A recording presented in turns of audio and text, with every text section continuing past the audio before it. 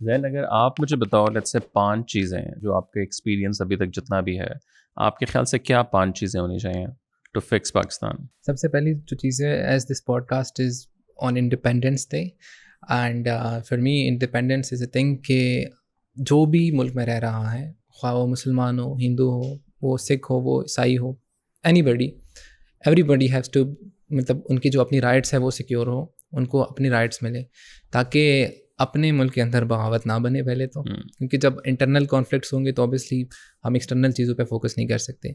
And secondly I would, जैसे आपने Iran की example the, I would again repeat that कि हमें सेल्फ सस्टेनेबल होने की तरफ जो है ज़्यादा तवज्जो देनी चाहिए कि हम अपनी चीज़ें बनाएं, ख्वाह कि हम बाहर की चीज़ों पर डिपेंडेंट हो जाए।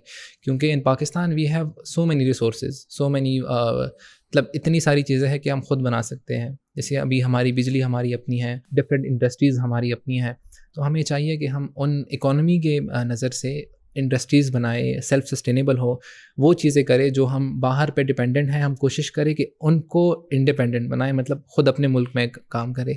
ये शायद पहले दौर में मुश्किल होता, अभी तो रिसोर्सेज इतने ज़्यादा है, टेक्नोलॉजी इतनी आगे बढ़ चुकी है कि अभी हम वहाँ पे जो काश्तकारी वगैरह करते हैं सर, तो वहाँ पे हमारे इलाके में वो ठंडा इलाका है, बर्फ़ वगैरह पड़ती है, तो बहुत सारे ऐसे पल थे जो पहले नहीं उगते थे, लेकिन अभी उन लोगों ने मॉडिफाइड सीड्स बनाए हैं, चाइना ने स्पेशली। तो वो जब वहाँ पे हम उनको लाते हैं, एक किस्म की ख़ास मकई भी होती है जिनके वो दाने जो होते हैं वो बड़े होते हैं, मतलब उसको मॉडिफाई किया हुआ है, उसकी जेनेटिक्स वगैरह को। तो हम जब वो लगाते हैं, वो मतलब जो चीज़ें सर्दियों में काम नहीं करती थी वो सर्दियों में भी उग जाती है। तो इस तरह की चीज़ें अगर हम टेक्नोलॉजी, बायोलॉजी और इन सब को मिला के बहुत सी चीज़ों में हम सेल्फ सस्टेनेबल हो सकते हैं। और तीसरी चीज़ ये है कि हर इदारे को अपने काम से काम रखना होगा। जैसे if person is designated to a specific thing कि आपने ये करना है, so he has to do only that thing, ना कि वो बाकी चीज़ों में भी मुदाखलत करना शुरू कर दे। इससे ये होगा कि ना तो वो अपना काम अच्छे से कर पाएगा, ना तो वो बाकी चीज़ें जो है वो होगी।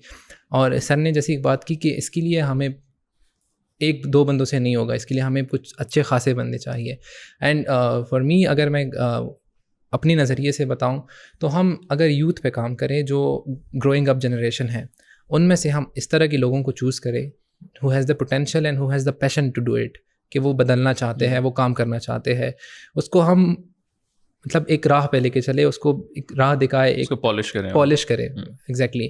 तो वो बंदे जब मतलब बड़े होंगे, जब वो लीडर्स बनेंगे, so they can obviously bring the change. क्योंकि जो एग्जिस्टिंग लोग हैं वो तो बहुत सारी चीज़ों में उलझ चुके हैं पहले से ही, लेकिन अगर ग्रोइंग अप जनरेशन में कुछ इस तरह से बंदे हो who has potential and we polish them, they can bring the change.